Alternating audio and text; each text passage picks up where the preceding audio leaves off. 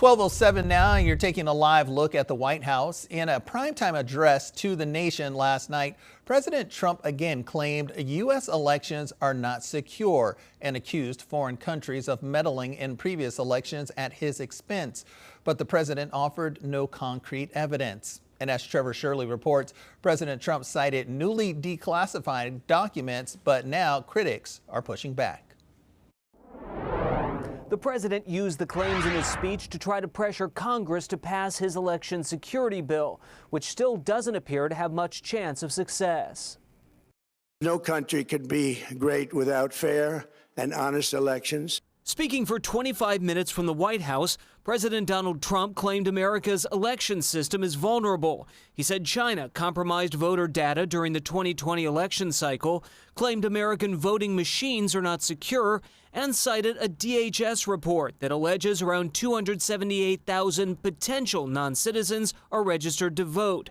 He stopped short, though, of saying any votes were changed by foreign actors in previous elections. Our purpose in disclosing this information is not to weaken confidence in election, but to earn that confidence by confronting vulnerabilities. Top Democrats on the Senate Intelligence Committee blasted the address, which they say is a move by the president to potentially delegitimize this year's midterms if the president isn't happy with the results. The efforts to try to actually interfere did not change any votes.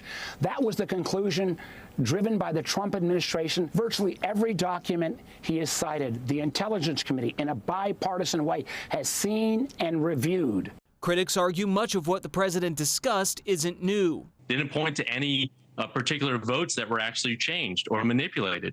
We've known for a long time that the CCP accessed a number of voter files in terms of voter information. He also called into question mail-in voting, specifically the results of the recent Los Angeles mayoral primary, because he said the city took too long to count the votes for an election that was held on June 2nd.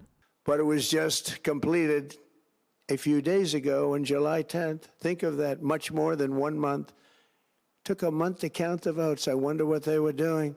The president continued his push for the Save America Act, which requires proof of citizenship to vote and a photo ID at the polls.